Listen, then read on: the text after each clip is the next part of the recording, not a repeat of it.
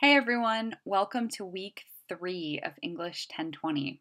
I can't believe we're already starting our third week. I want to talk through some nuts and bolts with you guys in this video. I also want to talk about the content of this week, including where we're headed for the week after, which is conferences. But before I get too ahead of myself, let's talk about a few nuts and bolts. Based on some frequently asked questions that I received in the past week or so, I just wanted to reiterate, maybe it's like a tiny distinction, but kind of an important one, that when you guys are writing your blog posts and your reflection journals, both of those assignments need to be written in the text box that you see when you click through that link.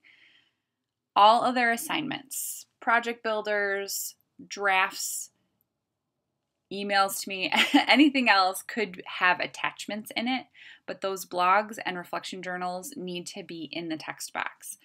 I know that kind of seems like a splitting hair situation, but it's just for me for ease of grading and so that I can see everybody's blogs and journals all in the same format. So aside from that little nuts and bolts announcement, the other thing that I wanted to say is perhaps a sad but a very important truth. And that is that some of you have emailed me about, oh, I couldn't get the book, I needed to post something late. And my standard email this week has been, hey, it's okay, I give grace for those first 2 weeks, and I've accepted every late thing for these first 2 weeks of class. That grace period is at an end, or I can no longer accept any more late work. Hopefully now everyone has gotten comfortable, you've gotten situated with our Blackboard page, with the format, with the way things go. It's given you plenty of time to get the book. Now, no more late work. Thank you so much for respecting my time and for getting all your assignments posted in a timely fashion. Okay, so now that those announcements are taken care of, let's take a look at our Blackboard for this week. I'm going to course materials and I'm going to just kind of quickly go over our Project 1 weekly activities just to make sure we're all on the same page. So I'm going to come down to the week 3 activities folder and just kind of go over this week's assignments. So the things that you need to watch this week, of course, is this video. Kasim is going to be posting your second peer mentor video. That should be posted by Wednesday, so keep your eye open for that. There's a brief mini lesson on rhetorical appeals and a little video to take a look at Sunday night. As you can see, this week we're going to work on Aristotelian rhetorical appeals, which is just a fancy way to say ethos, pathos, and logos. Also, you guys will be drafting your shitty first draft of Project 1.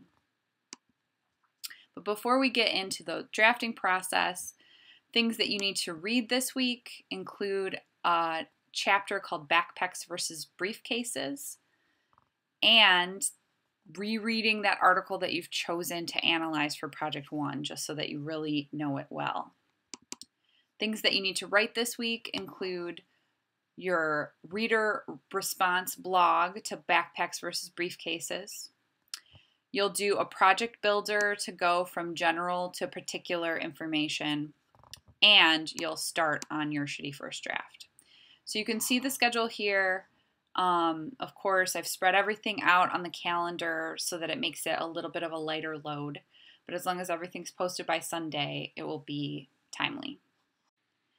Now, in terms of the conferences for your shitty first drafts, I'm going to be posting a sign-up sheet that looks pretty much exactly like this, because this is the sign-up sheet that I'm going to post. So you guys will have a chance to sign up for a time. This is one of those mandatory see me face-to-face things. You can choose either to come visit me in my office, which is in the Maccabees building, 5057 Woodward. All that information's on the syllabus. Or you can request to Skype with me for your conference. Either way, we'll just be talking through your shitty first draft of Project 1, making sure that you've got all the big picture, higher order concern things firmly in place, and that if you have any questions, we can talk about them at that time. All right, so the last thing that I want to cover in this week's video is I just want to go over what should be in your shitty first draft and the things that you definitely want to have in your paper as a whole. So I'm going back into our Project 1 assignment description to talk through some of the main things. We've looked at the introduction and rationale. We've talked about types of arguments and rhetorical situations. But I want to take you here to the section of the assignment called Essay Organization and Formatting, because this kind of gives you the outline that I'd like you to follow for this project. Just a side note, this will be one of the most heavily micromanaged outlines that you'll encounter this semester, but it's sort of built this way to give you guys a very firm idea of what to do with this rhetorical situation analysis. So in your shitty first drafts, you're going to want to create an introduction paragraph. Now, of course, you want to introduce your topic. You want to state the purpose of the essay and introduce your evaluative claim or your claim of value.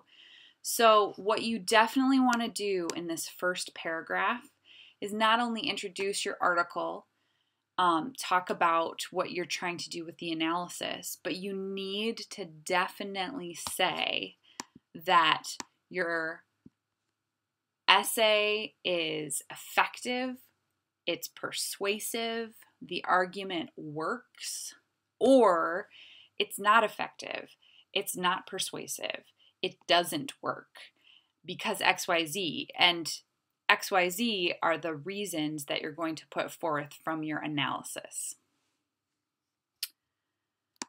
The second paragraph or two, it can be one or two paragraphs, but you definitely need to, very first, right out the gate, after you've led with your introduction, is you need to summarize your article, which is the content, or like, what is it saying? What's the argument?